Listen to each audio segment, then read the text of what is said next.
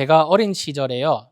아직 컴퓨터가 많이 가정으로 보급되기 전에는 동네 놀이터나 이런 공터에 나가서 친구들과 노는 것이 일상이었습니다.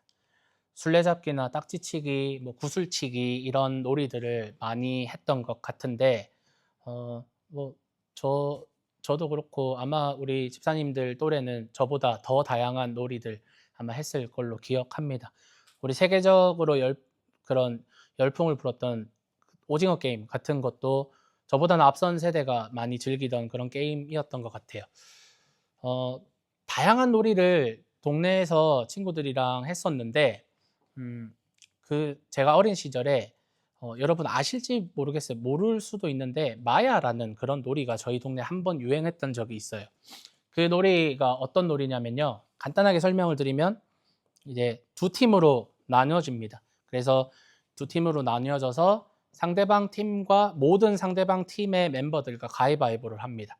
보통 한 팀이 6명에서 7명 정도로 나뉘어졌기 때문에 저희 팀 6명, 상대팀 6명, 그러면 돌아가면서 가위바위보를 합니다. 그러면 저도 그 상대편 6명과 가위바위보를 하고 저희 팀 다른 멤버들도 6명이랑 다 가위바위보를 합니다. 그러면 그렇게 가위바위보를 하면 제가 이길 수도 있고 질 수도 있어요. 이기면 제가 10점을 가져옵니다. 지면 저는 빵점이고 상대편이 10점을 가져갑니다. 그렇게 해서 가위바위보를 제가 7명, 6명, 7명에게 다 이기면 60점이나 70점을 제가 가져오겠죠. 그런데 제가 다 지면 빵점이겠죠. 뭐 10점을 가져올 때도 있고 50점을 가져올 수도 있을 겁니다. 이제 가위바위보가 다 끝나면 각자 자기의 점수가 이제 확정이 되어 있습니다. 그 상태에서 게임이 시작돼요. 각자 온 동네를 막 쏘다니면서 자기보다 점수가 낮은 상대편 아이를 잡거나 혹은 터치를 하면 그 즉시 10점을 가지고 옵니다.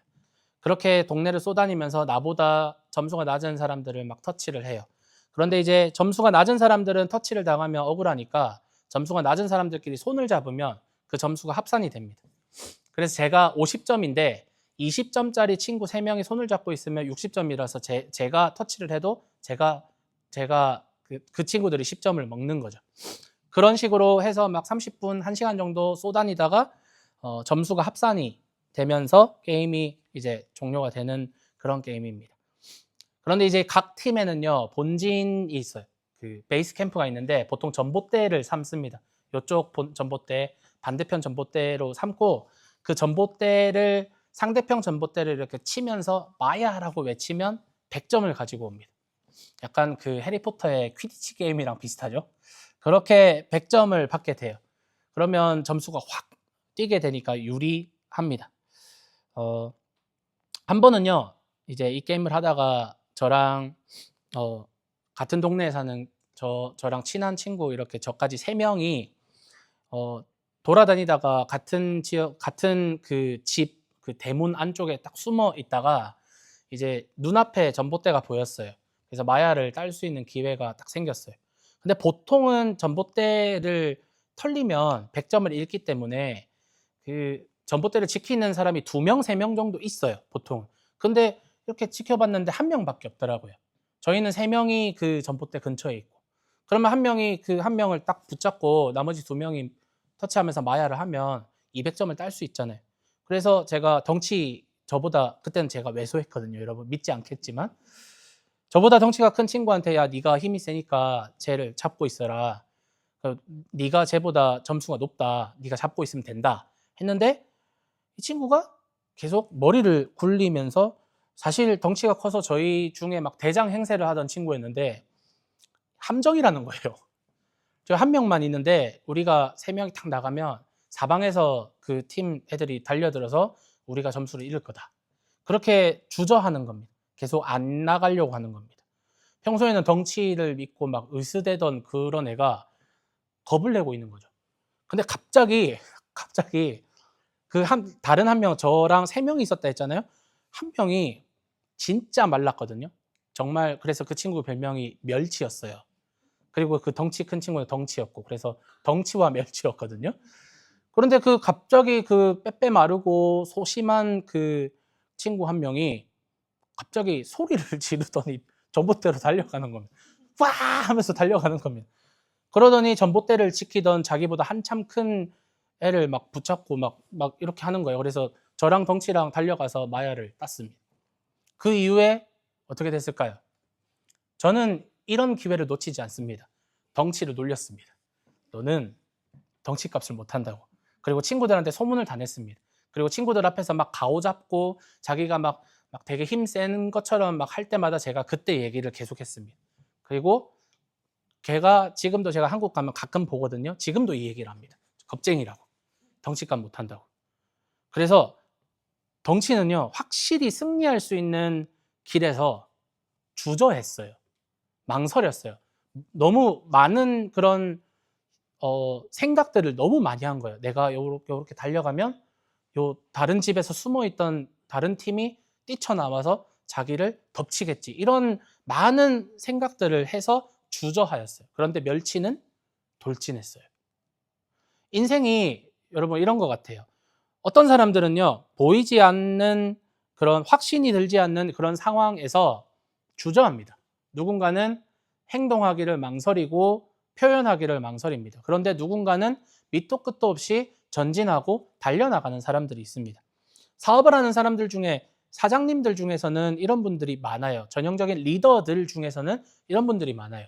성공할 수 있는 그런 가능성이 낮음에도 불구하고 달려나가고 시도해보고 도전해보는 그런 사람들이 리더십이 있고 또 그런 큰 일들을 저지르는 것을 우리가 삶을 통해서 보고 있습니다. 그런데 우리가 그리스도인으로서 어떤 행동을 하거나 어떤 표현을 하거나 어떤 순종을 할 때 그 도전이 성공하느냐, 전봇대로 내가 가서 터치를 해서 100점을 따느냐, 혹은 내가 실패하느냐, 그러한 성공과 실패를 떠나서 그 행동 자체, 도전 자체에 의미를 주는 때도 분명히 있다는 것입니다. 우리는 행동하기에 앞서서 늘 이게 될까? 이 일이 이루어질까? 이 일이 의미가 있을까? 효과가 있을까라는 생각을 늘 합니다. 그래서 늘 Does it work? 혹은 Is it worth? 이런 질문들을 합니다. 이게 가치가 있나? 이게 나에게 이익이 있나?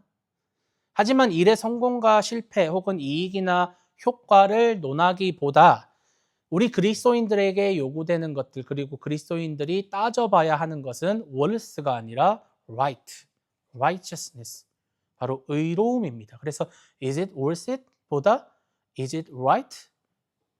is it right? 이게 의로운 길이야? 이게 의로움이야? 라는 질문을 우리는 반드시 해야만 한다는 것입니다. 오늘 사사기 4장에 드보라, 바락, 그리고 야엘이라는 사람이 등장합니다. 이 세 사람을 또 둘러싸고 하나님께서 주시는 말씀에 여러분 귀 기울이시고 우리가 순종함에 있어서 어떤 자세가 필요한지 여러분이 함께 배우는 시간, 그리고 믿고 실천하는 여러분이 되시기를 예수님의 이름으로 축원합니다. 지난주에 저희가 3명의 사사를 또 살펴봤어요. 온니엘, 에훗, 삼갈이라는 사사를 살펴봤어요. 그 중에 이제 에훗이 다스린 이후에 80년간 이스라엘은 평안한 시기를 보냈다고 합니다. 그러나 에훗이 죽고 나자 이스라엘은 다시 하나님 앞에서 죄를 범합니다. 우상숭배와 죄의 길을 걸어가게 됩니다. 그래서 하나님께서는 다시 이스라엘이 깨닫게 하기 위해서 가나안의 하솔이라는 나라를 이스라엘을 억압하는 도구로서 사용하십니다. 이 하솔은 여호수아 시대에도 등장했던 나라입니다. 여호수아 시대에는 하솔의 국력이 가나안 민족 중에 가장 강했던 민족이었습니다. 그래서 야빈이라는 이 이름은요, 여호수아 시대에도 하솔 왕 야빈이 등장합니다. 그리고 이 사사 시대에도 하솔 왕 야빈이 등장해요. 그래서 이 야빈은 사람의 이름이 아니라 이집트 파라오처럼 하솔이라는 나라를 다스리는 왕이라는 뜻의 야빈, 그래서 왕을 부르는 호칭이었습니다. 그래서 이 야빈은요, 시스라라는 군대 사령관을 세워서 이스라엘을 침공합니다. 그래서 20년간 이스라엘을 괴롭히고 있는 상황이었습니다. 이제 삶이 어려워집니다. 그랬더니 다시 이스라엘은 하나님께 부르짖습니다. 살려달라고, 우리를 구원해달라고 하나님께 부르짖기 시작합니다. 그래서 하나님께서는 사사를 하나 세웁니다. 그런데 그 사사가 여자인 드보라라는 사람을 하나님께서 세우시고 일을 시작하고 있습니다. 드보라는요, 오늘 말씀 보니까 종려나무, 대추 야자나무 아래에서 이스라엘에 일어나는 일들을 재판하는 사사의 역할을 하고 있었습니다. 우리가 보통 사사라고 생각할 때 우리는 무언가 강한 용사이면서 전쟁을 통해서 이스라엘 백성들을 구원하는 그러한 이미지로 생각합니다. 그런데 사사라는 단어는요, 사실은 재판관, 오늘 우리 새 한글 성경에는 재판관 괄호치고 사사라고 해놨는데 재판관이에요. 원래 법관입니다. 판사예요. 그래서 하나님을 대신하여서 이스라엘을 다스리고 재판하고 분쟁을 해결하는 그러한 역할을 1차적으로 하는 사람들이 바로 사사였어요. 그래서 드보라를 보면 다른 사사들과는 다르게 드보라가 직접 전쟁에 나서서 적군을 물리치고 이스라엘을 구원하는 일들은 등장하지 않아요. 그런 일보다는 각종 사건들에 대해서 하나님의 말씀으로, 하나님의 율례로 그들을 판결하고, 그리고 판결을 내리는 동시에 이 드보라에 대해서 예언자라고 기록을 하고 있는데, 예언자로서 하나님의 지시와 하나님의 계시를 백성들에게 전달하는 역할을 했던 사람이 드보라였습니다. 하나님은요, 드보라에게 바락이라는 사람을 세워서 그를 군대 사령관으로 세우고 전쟁에 승리할 것이라는 소식을 드보라에게 전합니다. 그래서 드보라는요, 바락이라는 사람을 불러서 하나님이 너를 통해서 이스라엘을 구원하실 거고 저 전쟁에서 승리할 것이다 라는 메시지를 전합니다. 아주 기쁘고 승리의 소식을 바락이 접하였습니다.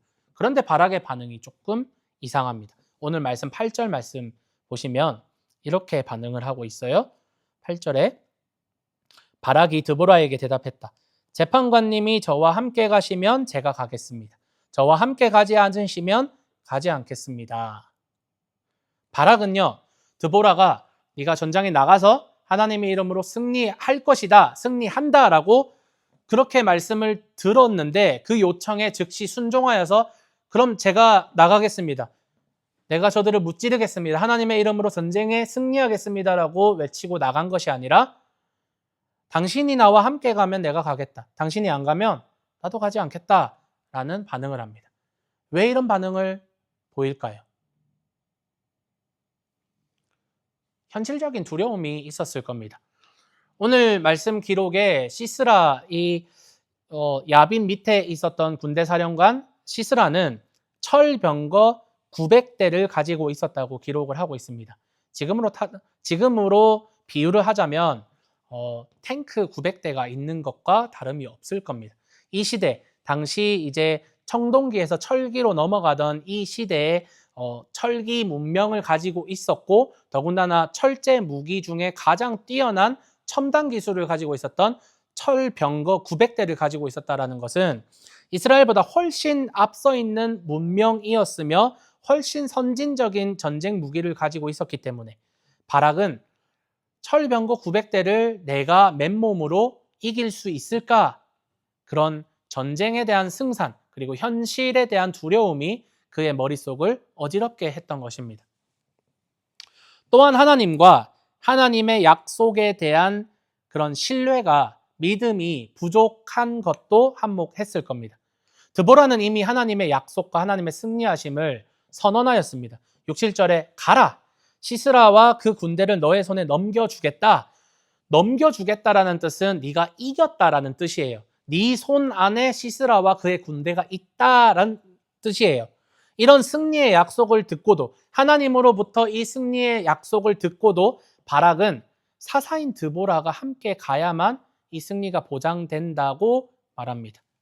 보이지 않는 하나님의 약속보다 그 말씀보다 현실적인 상황이 더 크게 다가오고요. 보이지 않는 하나님의 약속의 말씀보다 보이는 드보라라는 사람의 동행, 드보라라는 하나님의 사람의 동행이 더 현실적이고 가시적으로 이 약속이 보증된다고 생각했던 것입니다. 우리도 때때로 이러한 현실의 함정에 빠질 때가 있습니다. 나는 아닙니다. 나는 못합니다.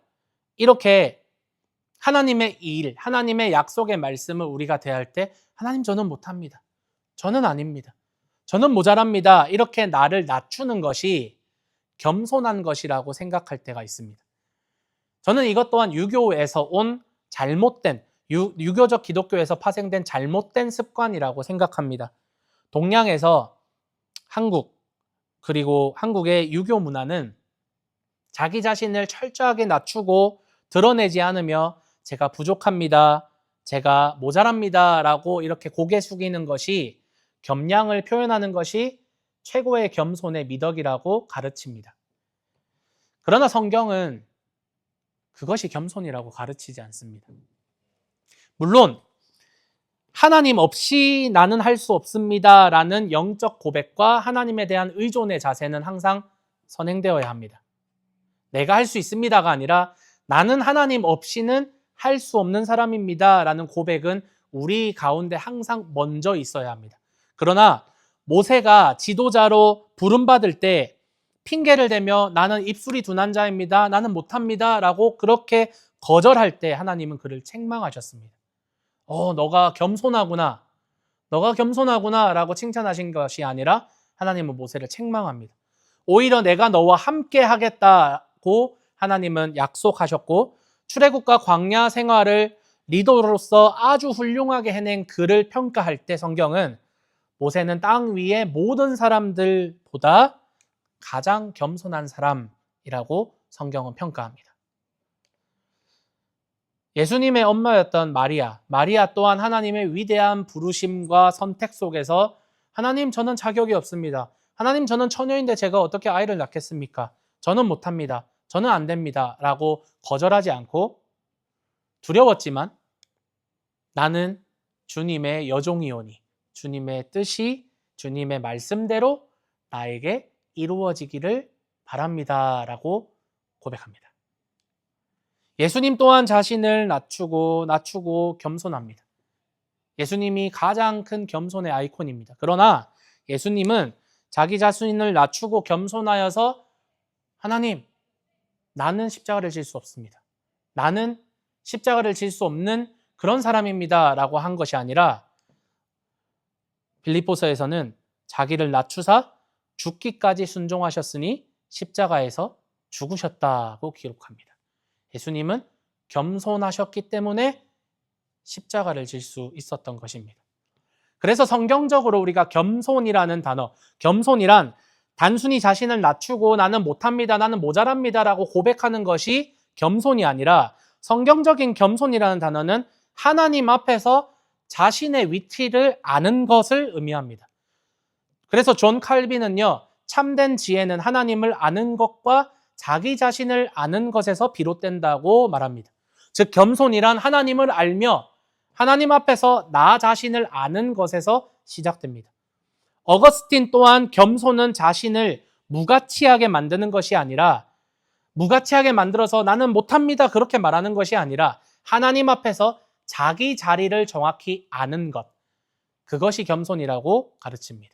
즉, 하나님 앞에서 나 스스로는 아무것도 할 수 없는 연약한 자임을 고백함과 동시에 하나님이 나와 함께 하시며 하나님이 나를 대신해서 일하시며 앞서서 예비하시기 때문에, 하나님은 약속에 신실하신 분이시기 때문에 하나님에 대한 믿음이 우리의 모든 행동과 순종과 우리의 전진에, 우리의 순종의 근원이 됩니다.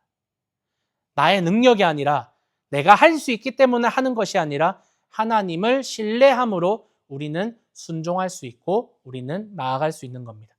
그렇기에 오늘 바락의 이러한 자세, 능력이 있음에도 못한다, 내가 할 수 없다라고 말하는 것은 오히려 책임 회피입니다.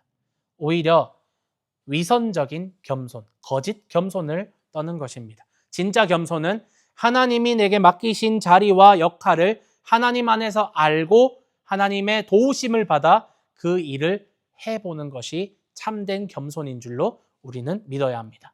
그래서 나서야 하는 자리에 나서는 것, 또 반대로 나서지 않아야 하는 자리에서 나서지 않는 것, 그것이 겸손입니다.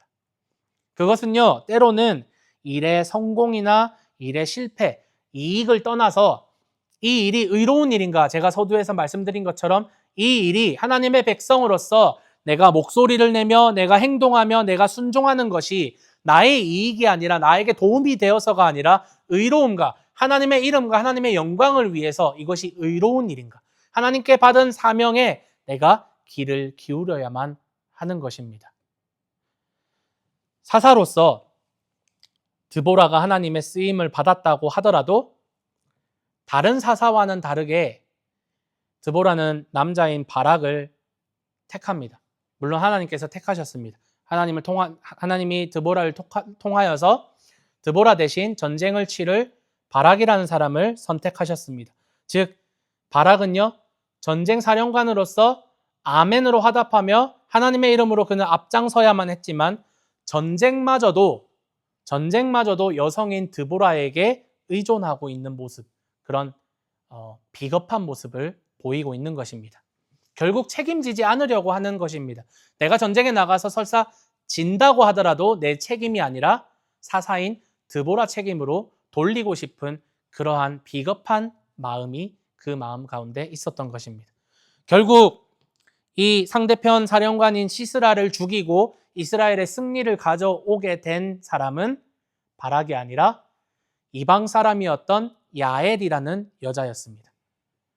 야엘은 사사도 아니었고 남자도 아니었습니다. 아무런 자격과 아무런 배경이 없는 오히려 이방 사람이었지만 하나님께서는 아무 보잘것없는 이 이방 여인을 통하여서 일하셨습니다.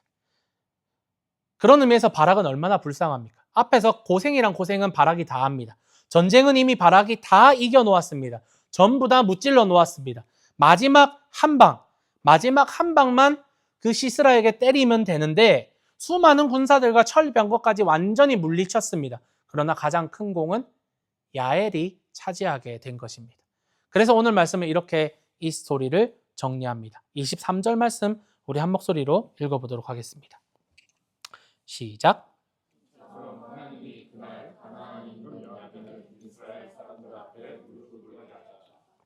하나님이 가나안 임금 야빈을 무릎 꿇게 하셨다. 바락은 상황을 보았고 이스라엘의 현실을 보았고 전쟁에 질 것만 같은 그러한 현재의 상황을 보았습니다. 그리고 흔들리고 보잘것없는 자신의 믿음이라는 조건을 보았습니다.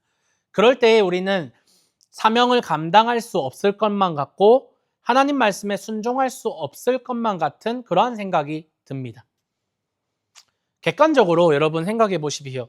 매주 여러분 말씀을 듣습니다. 그리고 여러분의 형편은 모르겠지만 매일매일 유튜브를 통해서 다른 설교 말씀이나 그런 복음의 메시지를 접하는 분들도 분명히 있을 겁니다. 매일 우리가 하나님 말씀을 읽고 묵상하고 듣고 그렇게 깨닫는다고 하더라도 하나님 말씀은 객관적으로 순종하기가 어렵습니다. 우리의 상황이 느긋하게 하나님 말씀에 순종하도록 기다려주지 않고 우리를 내버려 두지 않습니다. 예수님은 오른뺨을 맞으면 왼뺨도 돌려대라고 합니다. 속옷을 가져가려고 하는 사람들에게 겉옷까지 주라고 합니다. 오리를 가자고 하는 사람이 있으면 심리까지 가지고 원수까지 사랑하라고 하는 이런 말도 안 되는, 순종하기 너무나도 어려운 이런 말씀을 들으면 우리는 우리의 상황이 먼저 떠오르게 됩니다. 그래서 우리의 상황을 먼저 체크하게 됩니다. 나에게 이럴 믿음이 있나? 내가 이런 것들을 실천하고 행할 마음의 여유가 있나? 물질적인 여유가 있나? 이웃을 사랑할 수 있는 지금 나의 형편이 되나? 그러다 보니 우리는 어느새 그 현실과 형편 때문에 순종하지 못하는 어떠한 이유를 만들어 버립니다. 그리고 그걸 정당화시켜 버립니다. 내가 할 수 없는 이유가 있어. 내가 지금 하나님을 섬길 수 없는 이유가 있어. 하나님 말씀에 순종할 수 없는 어떠한 나의 상황들이 있어 라고 이유를 만들어 버립니다. 그러나 순종은 앞에서 말씀드렸지만 나에게서 시작되는 것이 아니라 하나님에게서 시작됩니다. 제가 예전에 설교 한번 했는데 여러분, 우리가 구원의 확신을 가질 수 있는 이유, 그건 내가 믿음이 있기 때문이 아니라 하나님께서 약속에 신실하셔서 우리를 이 세상의 그 어떤 것도 그리스도의 사랑에서 우리를 끊을 수 없다는 하나님의 약속과 말씀이 있기 때문에, 하나님의 성품이 우리가 우리의 구원을 확신하는 근거가 된다고 말씀드린 적이 있어요. 마찬가지예요. 우리가 순종할 수 있는 이유는 우리의 형편이 되어서, 상황이 되어서, 혹은 내가 이 말씀에 순종할 수 있는 내 믿음의 양이 되기 때문에, 내 믿음의 깊이가 되기 때문에 내가 순종할 수 있는 게 아니라, 우리가 순종할 수 있는 이유는 하나님께서 우리에게 이미 승리를 주셨기 때문입니다. 바락에게 네 손에 맡겼다라는 이 선언과 동시에 우리에게 승리를 선언해 주셨기 때문입니다. 승리가 하나님에게 있습니다. 그리고 하나님께서 그 승리를 예수님을 통해 우리에게 주셨어요. 약속하시는 분이 하나님이라는 것입니다. 그리고 그것이 설사 우리가 어떤 순종을 했을 때, 하나님 말씀으로 앞으로 나갔을 때 설사 승리가 아니라 실패가 찾아온다고 하더라도, 환난과 순종으로 인하여서 세상으로부터 받는 미움과 불이익과 차별 같은 것들이 우리에게 찾아온다고 할지라도 그것이 하나님의 편에서 의로운 행동이기에, 그것이 하나님의 편에서 의미가 있는 행동이기 때문에, 이것이 하나님의 방법이기 때문에, 이것이 하나님의 사람으로서 살아가야 하는 삶의 방법이기 때문에, 이것이 예수님을 따르는 길이기 때문에 우리는 순종하며 걸어갈 수 있는 것입니다. 당시 천대받고 멸시받았던 여성들을 통해서, 심지어는 이방 여자를 통해서 하나님께서 일하셨다는 사실을 묵상하면서 저는 한 가지 또 와닿는 바가 있었습니다. 그것은 하나님의 일을 해야 하는 사람들이 앞서서 의로운 목소리를 내며 의로운 행동을 해야 하는 사람들이 목소리를 내지 않고 내가 할 수 없다고 도망칠 때, 거짓 겸손을 부리며 나는 할 수 없다고 책임을 지지 않으려고 할 때, 하나님께서는 오히려 보잘것없는 약한 자들, 자격이 없는 자들을 선택하셔서 그 강한 사람들을 부끄럽게 하신다는 사실이 깨달아졌습니다. 고린도전서 1장 27절에 이렇게 이야기합니다. 한 목소리로 읽어보도록 하겠습니다. 시작. 세상의 바보한 것들을 하나님이 선택하셨습니다. 지혜로운 사람들을 창피하게 하시려고 한 것입니다. 또 세상의 약한 것들을 하나님이 선택하셨습니다. 힘센 것들을 창피하게 하시려고 한 것입니다. 여성인 드보라가 예언자이면서 사사로 선택된 것은 성경 전체의 거대한 맥락과 흐름 속에서는 일반적이지 않은 상황입니다. 이상한 일입니다. 하나님께서 여성을 이렇게 전면에 내세우면서 사용하신 적이 거의 없기 때문입니다. 현대사회에는 많은 여성들이 있고, 그리고 여성들이 리더십을 발휘하면서 교회에서도, 직장에서도, 그리고 심지어 가정에서도 여성이 주도권을 쥐고 리더십을 가지는 경우를 우리는 많이 봅니다. 보수적인 시각을 가지고 있는 사람들은 이런 상황을 비판하기도 합니다. 그러나 남자들이 얼마나 비겁한 행동을 하고 있으면, 얼마나 남자들이 책임을 지려고 하지 않고, 얼마나 남자들이 하나님의 편에 서 있지 않으면 여성들이 리더십을 가지고 여성들이 말씀을 전하는 일이 일어나고 있을까 생각이 듭니다. 이 대립구도를 남성과 여성의 대립구도만으로 볼 것이 아니라 고린도전서에서 말하는 것처럼 바보 같은 사람들을 통해서 지혜로운 사람들을 부끄럽게 하는 이러한 구도로 우리가 확대를 한다면 강한 자와 약한 자, 부유한 자와 가난한 자, 건강한 자와 건강하지 않은 자, 심지어는 크리스찬과 넌 크리스찬, 교회와 세상이라는 다양한 대립과 구도 속에서 이해를 할 수 있을 것만 같습니다. 그래서 강한 자들, 소위 말하는 금수저들, 많은 능력을 갖추고 배경을 갖춘, 또 다른 표현으로는 포도원에 먼저 들어온 자들이 하나님 말씀에 순종함으로 달려가지 않을 때 하나님이 허락하신 수많은 조건과 그 배경과 그들이 가지고 있는 달란트, 재능들의 그 축복의 이유와 목적을 이해하지 못한 채 그저 포도원에 머물려고만 하고 있는 그들, 여전히 현실만을 바라보고 나는 못합니다, 나는 할 수 없습니다, 책임지려 하지 않고 순종하지 않으려고 하는 그 사람들을 향해서 하나님께서는 오히려 약한 자들, 바보 같은 사람들, 흙수저들, 능력이 없고 배경이 없고 자격이 없는 것만 같은 드보라와 야엘과 같은 여성들을, 에훗과 삼갈과 같은 흙수저들, 약하고 자격이 없는 자들을, 심지어는 예수를 믿지 않는 사람들, 세상, 다른 종교 사람들, 종교가 없는 그런 사람들, 그런 악한 사람들을 하나님께서는 사용하셔서 우리 그리스도인들을, 교회를 부끄럽게 하실 수 있는 분이 바로 하나님이라는 사실을 우리에게 말해줍니다.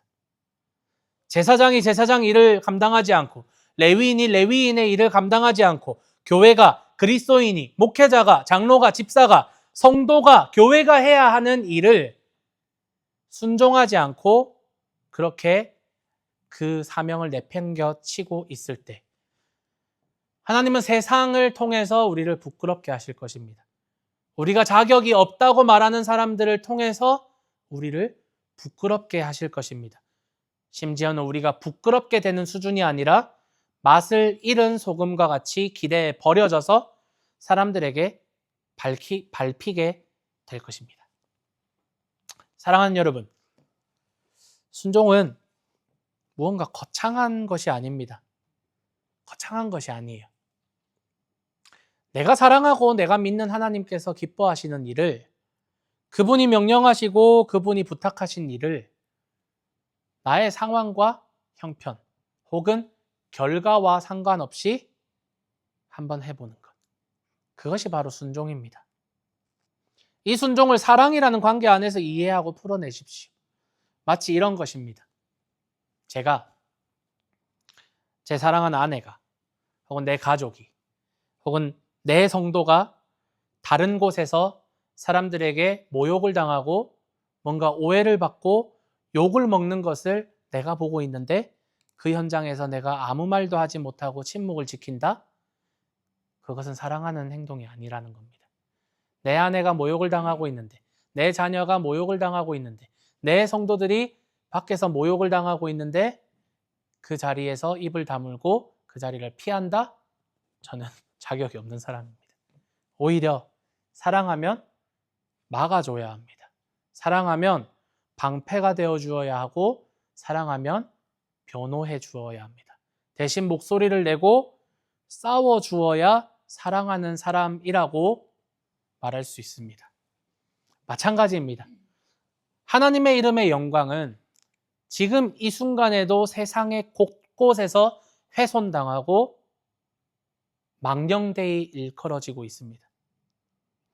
그 현장에서 여러분이 침묵을 지킬 것인지, 여러분이 사랑하고 여러분이 높이고 있는 예수님의 이름이 훼손당하고 모욕당하는 그 현장에서 아주 작은 말씀에 순종함으로 내가 사랑하는 하나님의 이름으로 살아낼 것인지, 어떤 행동이 하나님을 사랑하고 섬기는 사람의 행동인지 여러분이 고민해 보십시오.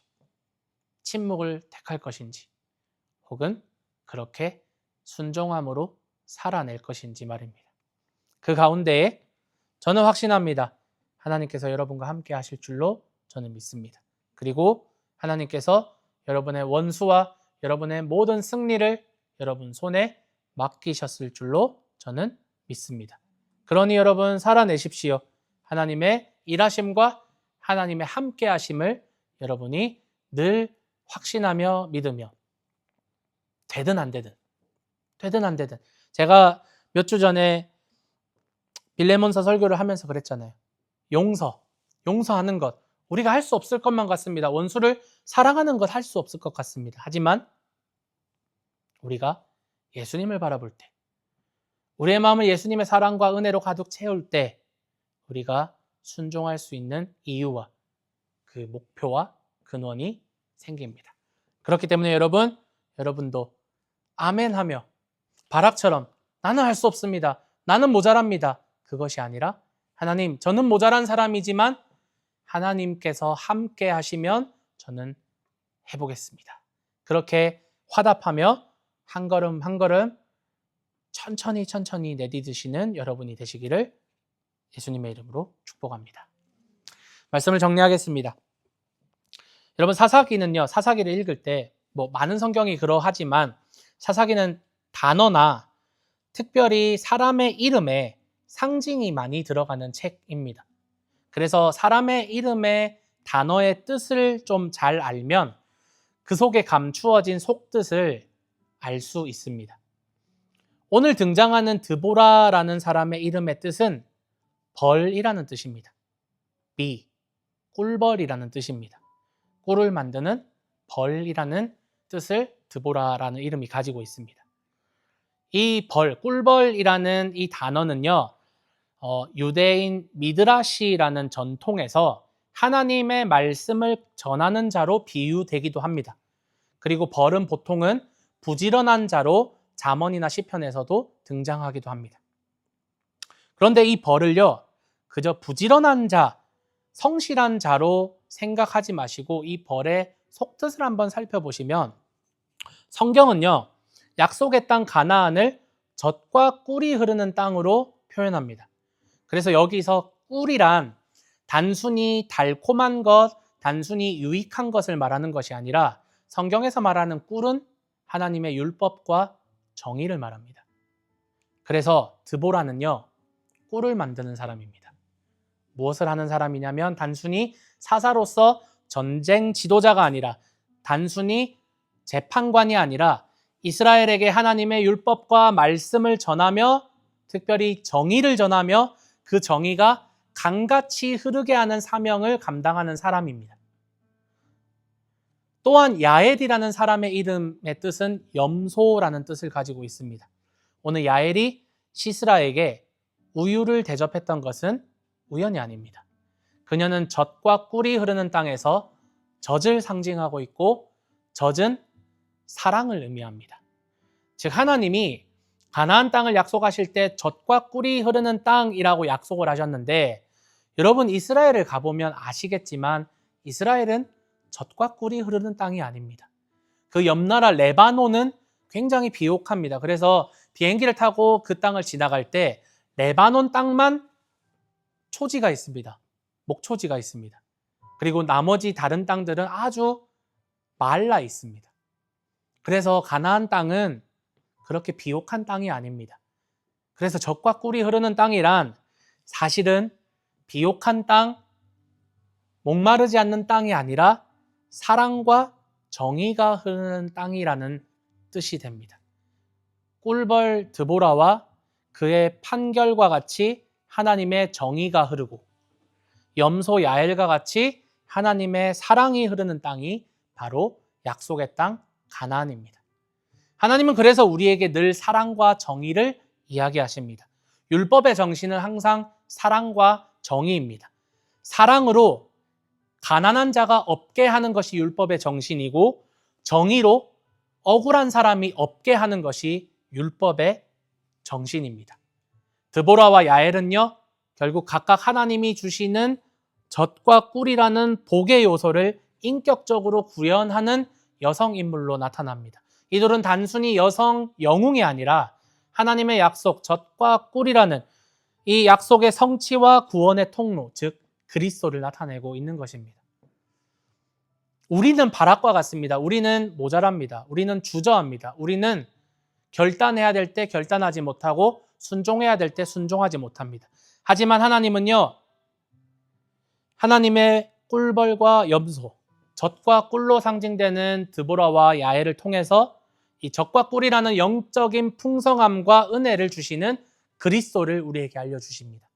궁극적으로 예수 그리스도 안에서 젖은 생명으로, 꿀은 의로움으로 여러분에게 성취되고 완성이 됩니다.